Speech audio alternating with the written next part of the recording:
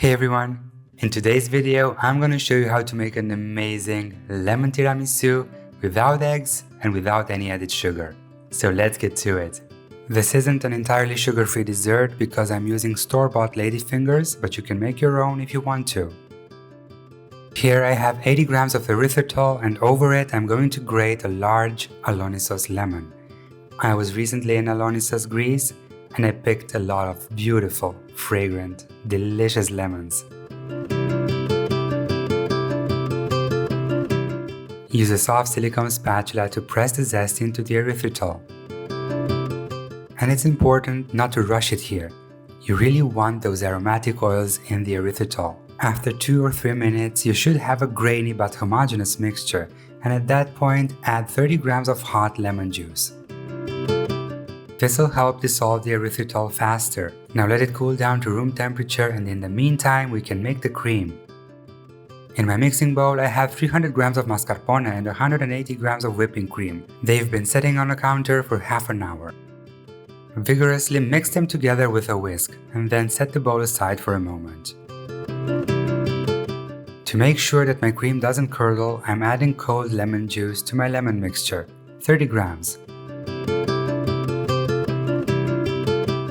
At first, add just a dollop of mascarpone cream to the lemon mixture and whisk it in. The mixture will become homogeneous very fast. And now simply pour this liquid over the mascarpone cream and incorporate it with the whisk. When there aren't any big pieces left and it's kind of homogeneous, switch to a silicone spatula and give it a few folds. Then massage it like I do here to get the big air bubbles out. This will make the cream extra smooth.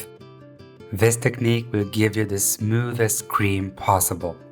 Now set the bowl aside and add 15 grams of orange blossom water to 300 grams of lemon juice. Because the ladyfingers are sweet, I'm not sweetening the syrup. I'm using an adjustable cake ring that I fixed on 18 centimeters. And I lined the sides with acetate sheet. Dip the ladyfingers in the syrup only on one side, and then place them on the bottom of the ring with the wet side facing you. This way, your tiramisu base won't be soggy, just perfectly moist. To cover as much of the base as possible, trim the ladyfingers as you see fit, and use the smaller pieces to fill in the gaps.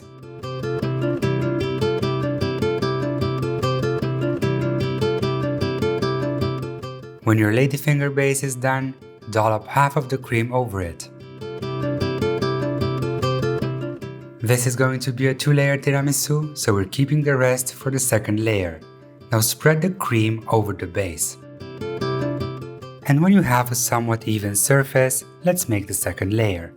This time, dip the ladyfingers on both sides into the syrup. And now dollop the remaining cream on top. At first, spread the cream into an even layer with a silicone spatula. But then, to level it, use a small offset spatula.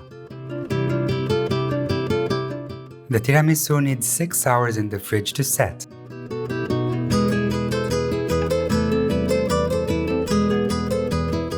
And after 6 hours, it's time to take it out. So unlatch the ring and peel away the acetate.